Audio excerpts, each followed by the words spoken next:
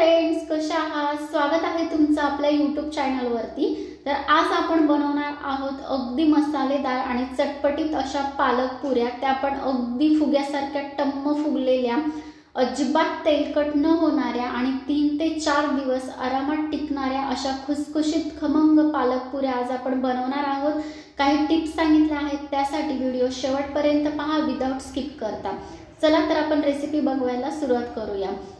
तर फ्रेंड्स, या ठिकाणी मी घेतलेला आहे 200 ते 250 ग्राम एवढा पालक। तो मी स्वच्छ धुवून घेतला आहे, निवडून घेतला आहे। आता आपण याला बॉईल करण्यासाठी ठेवूया। तर त्यासाठी मी एका भांड्यामध्ये पाणी टाकून घेते आणि आपल्याला पूर्ण जो पालक आहे ते 3 ते 4 मिनिटांसाठी बॉईल करून घ्यायचा आहे, म्हणजे उकळून घ्यायचा आहे। तर 3 ते 4 मिनिटाच्या नंतर पालक छान असा उकळला आहे। त्याचा कलर पण तुम्ही बघू शकता, मस्त असा हिरवा झालेला आहे।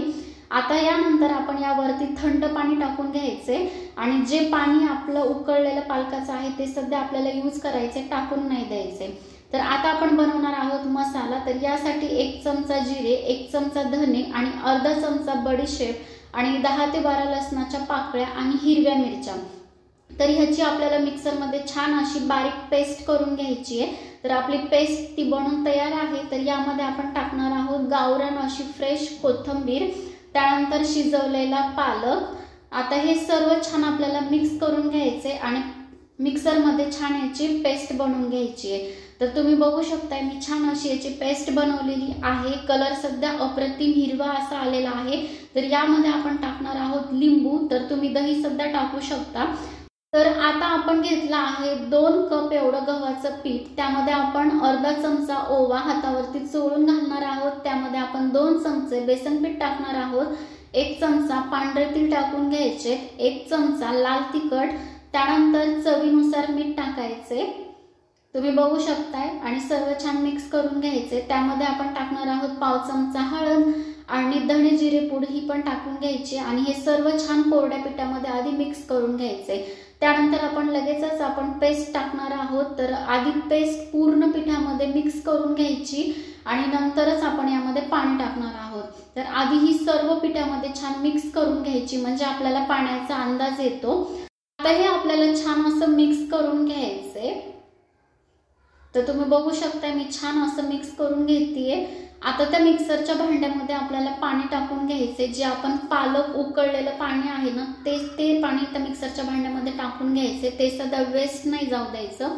आणि अशा पद्धतीने जशी आपण कणिक तिंबतो सेम तशीच आपल्याला याची कणिक मळून घ्यायची। आणि कणिक ही जास्त पातळ पण नाही मळायची, जास्त घट्ट पण नाही मळायची, मीडियम मळून घ्यायची आहे। यामुळे तुमच्या ज्या पुऱ्या आहेत त्या अजिबात तेलकट नाही होणार। जर तुमची कणिक जी सैल जर झाली तर तुमच्या ज्या पुऱ्या आहेत तर त्या तेल पितात। त्यामुळे मीडियम अशी कणिक मळून घ्यायची, त्यावरती 1 चमचा तेल टाकून परत 2 मिनिटं मळून घ्यायचं आणि 10 मिनिटांसाठी रेस्ट करायला ठेवायचं। आता 10 मिनिट झालेले आहेत। आता आपण पुऱ्या बनवायला ठेवूया। एकीकडे पॅन मध्ये आपण तेल गरम करायला ठेवले। आता छान मी लाटण्याला आणि आपल्या पोळीपाटाला तेल लावून घेतले। आता आपल्याला छान अशी एक पुरी बनवून घ्यायची आहे। तर पुरी ही अतिशय जाड पण नाही आणि पातळ पण नाही, मीडियम आणि थोडीशी अशी जाडसर बनवून घ्यायची आहे। बघू शकताय तुम्ही, जेवढी बनेल तेवढी गोल किंवा जशी तुम्हाला पाहिजे तशी। आता तेल छान तापलेले, आता आपण पुरी तळून घेऊया।